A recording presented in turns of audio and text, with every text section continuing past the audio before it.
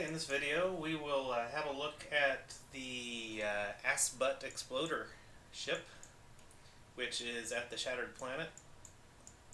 It's been sitting here for a little bit. Um, yeah, I'm just going to have this start going again so we can see it in action, then I'll go over the different components of it. So let's send it back this way.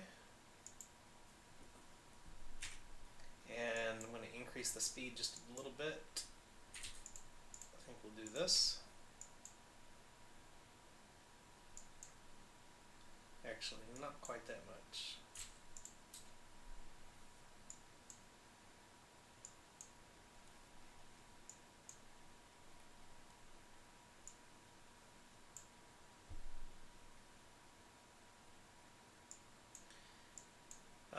Okay, so let's go over the general design here. First of all, ship doesn't have to be this big, but in Factorio, I like to go extremely big on things.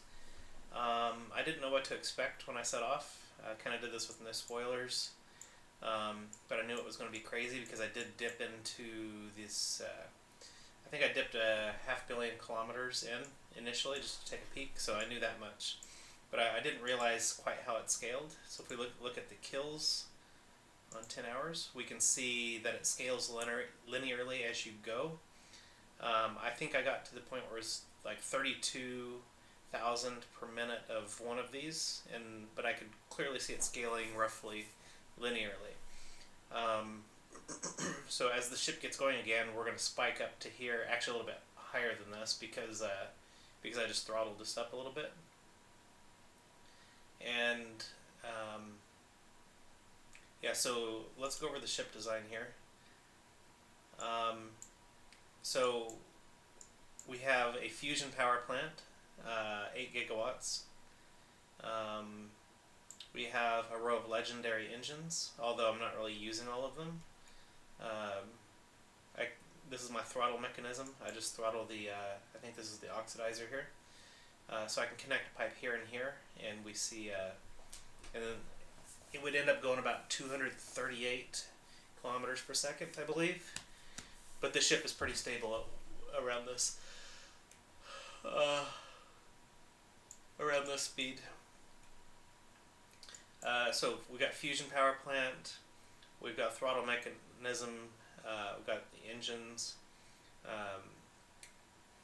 So fuel production, this entire module, these are 3 duplicate modules, one of them mirrored for producing railgun ammunition.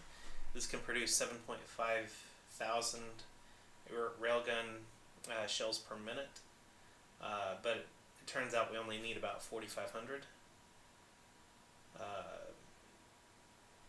And yeah, everything else is just the basics. There is one thing worth noting. It is you can store more promethium on belts than you can in cargo bays. That's why I have this, and I'll actually expand this out to way over here before heading back to the main planet. So let's see. So let's look at the front line here. So the front line is very stable. Mostly we have legendary railguns. I did find that if you uncheck ignore unlisted targets, if you have it is nice for every third gun to have that unchecked. That way they are just firing at whatever is closest. So that really helps keep the front line back. Excuse me. So what I've done here was, since I had to do a retrofit while underway, I think I only had about 100 of these legendary turrets. I had to dip into my pile of epic turrets. So I set the epics to not ignore unlisted targets, whereas the legendary do. There's a pretty massive speed range difference on these by quality. Range goes all the way from 52 to 60 meters. That just makes a huge difference.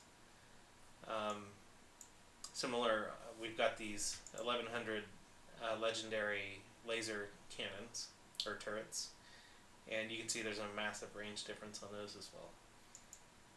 But so the front line is pretty simple, at least at the center of it. I removed most of my gathering stations. Note we do use legendary gatherers because they have 6 arms and they go faster. The collection speed goes up a little bit, and the arm count goes from 1 to 6, and the collection area goes up 2. So there's a massive difference. In those, you don't need nearly as many, which is good because we don't want to reduce the density of our guns if we can avoid it. And so one of the major retrofits while underway, we're beefing up the 2 flanks. When we really needed, I think 4 is pretty good here. Might have been able to get away with 3, but these diagonal 4 are pretty critical. And then these 2 are mostly just to prevent damage to this part of the ship down here. We see some of the stuff falling in diagonal. So we'd have more of that stuff falling in diagonal if we didn't have like this guy down here. And the way the scaling of the meteorites goes, it's hard to see here, but you would have some going up and some coming down. Like you can see this red one coming down as the blue and the orange are going up, and that green one right there. So certain asteroid types become sparser and sparser in certain at certain distances. So I actually removed most of my gatherers, and I think I was flank only gathering at one point, but then the needed asteroids started getting sparser and sparser. So I went back and added back in some front gatherers, and so this ship is quite stable. So as far as gathering goes, we want 3 full belts coming through here, and this one should be full momentarily. In fact, it's kind of backing up now. This ship sat at the Shattered Planet for like 3 hours or something before coming back, and it was sitting there shooting the railgun ammo without really gathering much. So if we see overflow here on all 3, we know that we're doing pretty well. So let's go have a look at the other flank. Nothing special here. It should be the same as the other side, roughly speaking. It's not a perfect mirror, but we got the 1 gun down here. We've got several collectors here. We've got our 4 diagonal legendaries here, and we have our 2 epic ones here, and a huge amount of laser cannons. So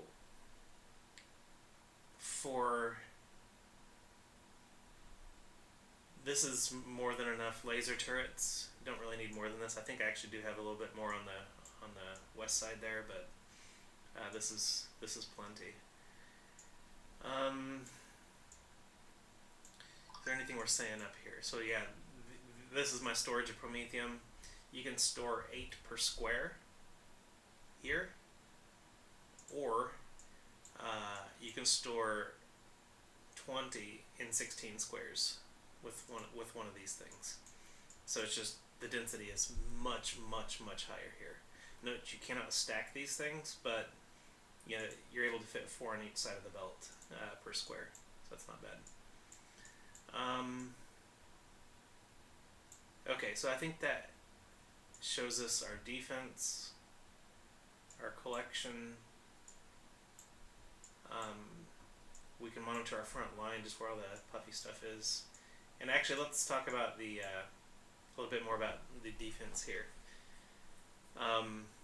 So the way that these railguns work is once you get full coverage, they don't really need to fire more than that. So we saw on the kills, we see this linear increase.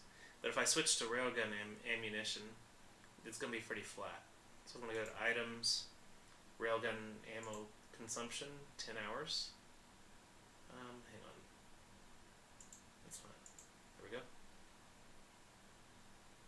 So let's go back and forth here. So we got this section here. So we'll go from 8 hours ago to 3 hours ago. 8 hours ago to 3 hours ago. Notice there's a bump up here. I think that was I added some guns. That's when I That's when I changed the epic railguns to not ignore unlisted targets. So that increases up to here, but you can see, generally speaking, this line is flat, and then this part of it is flat-ish, and that's while the kill count is going up like crazy, like doubling and then doubling again. And so the same number of shots are killing more and more targets. It's not quite like splash damage, it's just that the railgun projectiles continue going, and they shoot these straight lines through. So the general idea is you want enough railguns shooting fast enough, or your ship is going slow enough that you get full railgun coverage, and then you you have the lasers pick up the scraps. So let's go look at some other modules before we get into core production. This is, I know some people will probably laugh at this fusion power plant, but you know, I kind of did this my own way, and I think it's pretty cool.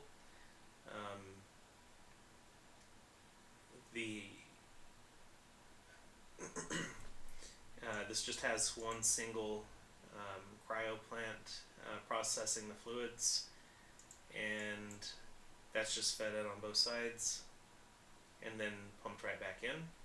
And whenever this stops at home, it loads these barrels, but you can see it's not using them. We just only load that in if there's less than 7,000 of the fluid in this tank here. That's just the only reason I even have this on here is just in case I expand this power plant, because each of these stores about 1,000. Whoops, I think each of these stores 1,000 fuel, coolant rather. All right, so let's look at the core factory. Actually, let's look at fuel product. No, let's look at the. Just go from the top. So let's look at water production. Basically, we produce 2 belts of ice with overflow of both. We always overflow everything because one moment we might need ice, and the other moment we might need this stuff, whatever it's called. So we're actually overflowing both of those things right now. But basically, we want to set up the factory in such a way that everything is always being produced at full, except for end products such as like railgun ammunition, and they're only basically produced as needed. So you can see we're overflowing. Originally I had this going, I didn't calculate this correctly, so I had everything going out to the right. So then I realized my calculation was so terrible, I just reversed this part of it to go out to the left. So we have 2 belts of the ice coming in, and then I think we have massive overkill on water production. I've just had water production issues in the past. I didn't even bother to calculate, I just figured let's crank 2 belts of ice in and run it through these legendary chemical plants with a proper amount of speed modules and such attached. So that gets the job done. You can see these are barely running. So we've way overdone that, so that works. Alright, let's look at the next crusher set. So we're producing carbon and sulfur. Just these 2. I didn't really know how much I was going to need in the end. So this is one I did not need to expand ever. So this produces enough carbon for conversion to coal. I think some of it's used for. Oh, it's not used for explosives, but the sulfur is used for explosives, and then the carbon is used for fuel production. So just these 2 crushers here are plenty for that. And you can see we are overflowing sulfur and carbon. And despite all that going on, you know, we're making pretty efficient usage of this belt. So not only are we using legendary T3 productivity modules, but we have some crusher research, so we're running 190% productivity on that. And we've got some pretty beefy beacons with epic speed modules on them. So You can see the craft speed is 42.8 with pretty good productivity, so those aren't too bad there. The next one is copper and iron ore production. We need 2 of these per railgun ammo factory. So I'm going to zoom out here, like, whoops. So if I zoom out, this module over here on the right is identical to these 2 on the left. It's just that one of these on the left is mirrored so that they could share the speed modules, or the beacons here.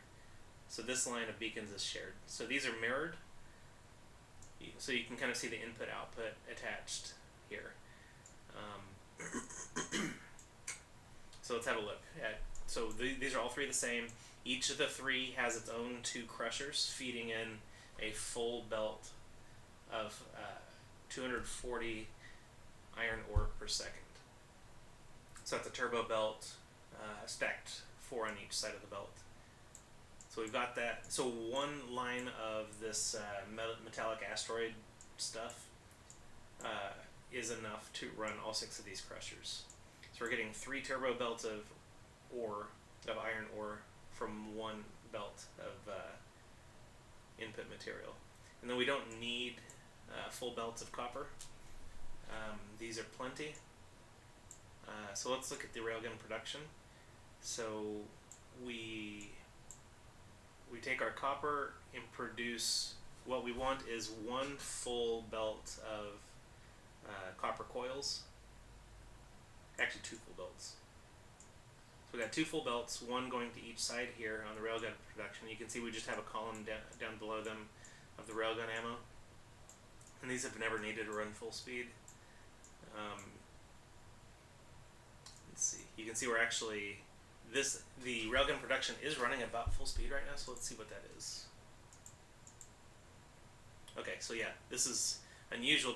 The reason we ran out of railgun ammo is because I sat there for 3 hours at the Shattered Planet just firing the railguns, but not bringing any inputs in.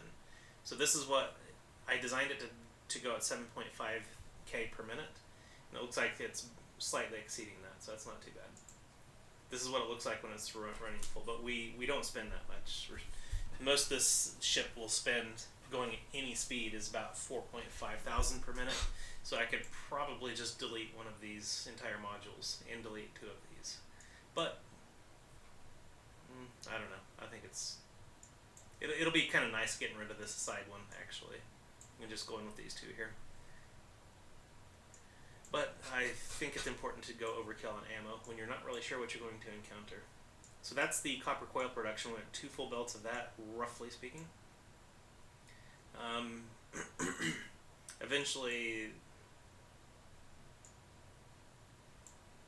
I think I could make this full with some better productivity modules and stuff, but I actually was running short a little bit on some things. Anyhow, so let's see how we're doing the steel. So each of the 3 mini factories for railgun ammunition needs a full belt of steel. Actually, a little bit. Nope, that's right. They want a full belt of steel. So the way we're currently doing this is we're merging steel with explosives and firing them down each of these columns here. So there's obviously multiple ways to do this, but just to make the factory a little easier to put together, I just have 1 legendary furnace feeding 1 other legendary furnace right here. I know the ratios aren't absolutely correct.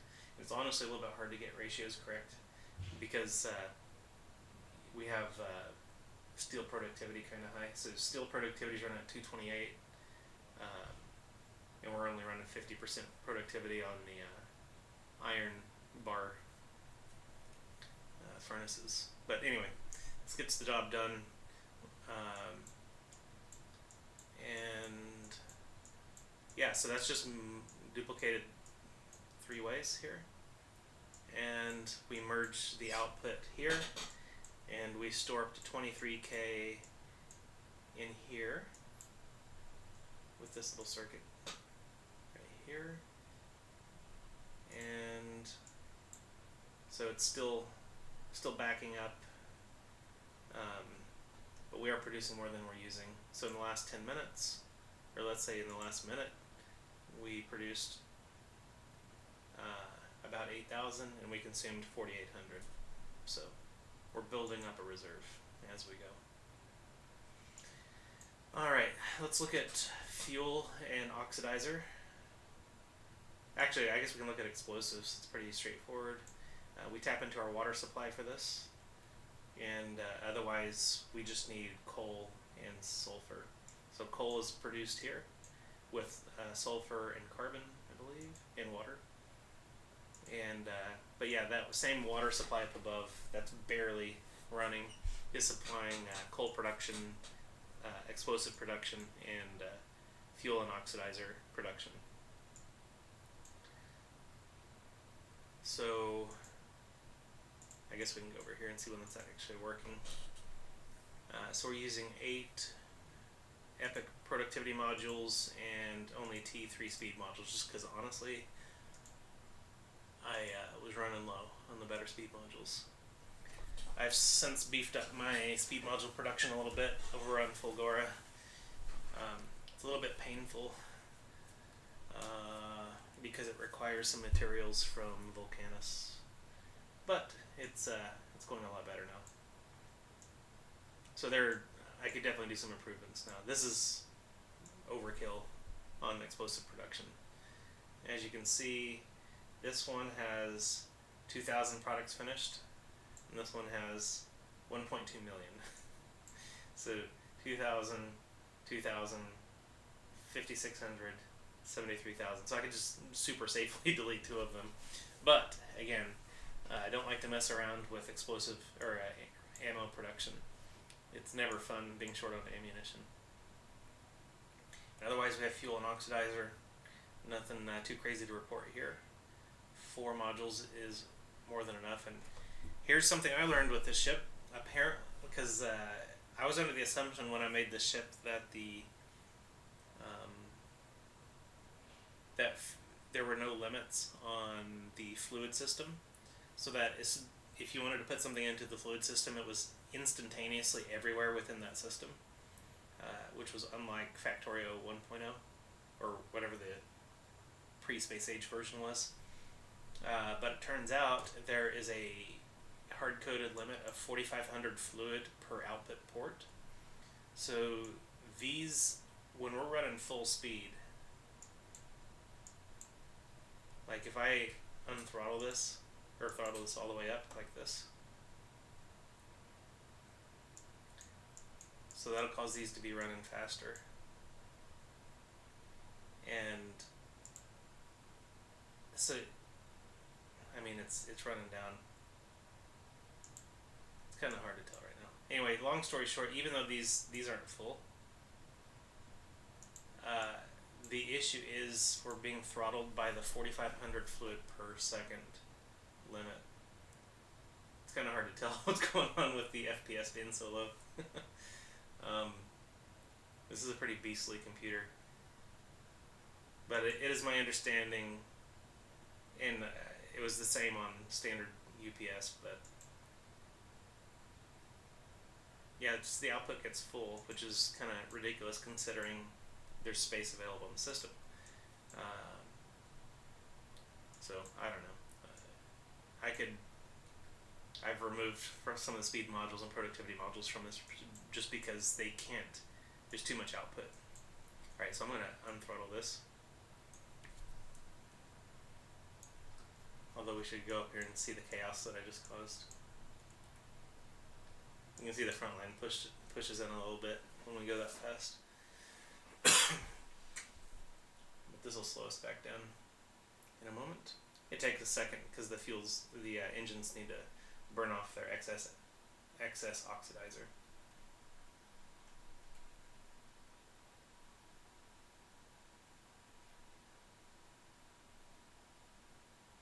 It just takes a bit because we're running at like less than 1/4 speed right now.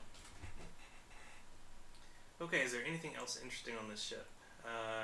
This is a nice to have. Only really helpful on the inner planets where some of the water source material gets a bit short. But if you stop somewhere, and this just tops off the water tanks basically. Oh, and so we got to the shattered planet and started coming back. So how did we do on electricity fuel? So I brought about 40,000 fusion power cells, and we've used about 3% of them. So not bad. This ship has some pretty good longevity. And actually,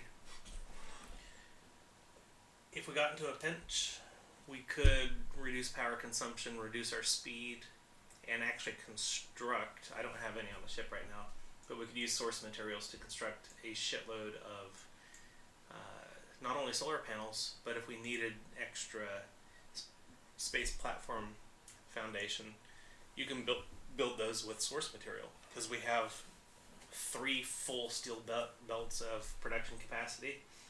So we could turn down our speed and we could route excess steel.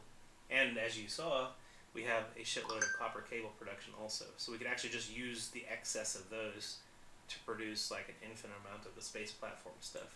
So we could actually, if we were looking for the ship to never come home, we could remove our fusion power plant and replace it with solar that we've constructed from source materials. I mean, I wouldn't like to do that, but you know, if you want to do something crazy, you can do it. Is there anything worth commenting on? Yeah, I mean, this ship isn't optimal, but it's fun. One thing to note is this stuff doesn't fall straight back. It kind of can fall at a diagonal like this thing here. And so we are getting a fair amount of kills with these guys over here. He's like over 1,000 kills on that front one. And this guy here, 6,000 kills. So yeah, anything else? We do have to split the fluid systems down here. There's 2 sides to each of these because the engines are too wide. It exceeds the maximum length for a fluid network, so that's why we have to split into 2. And is there anything else worth pointing out? I don't think so. You do not have to ever build a ship this large for doing this stuff. But like I said, why not? I mean, I guess one reason why not is the FPS goes insane, UPS and everything, because it's processing a whole bunch of asteroids and stuff. But, you know, I just sucked it up and tried to build a sustainable system that was not taking damage, and it does the trick. So yeah, there's the official tour of my my first ship to get to the shattered planet. Hope you enjoyed it. Goodbye.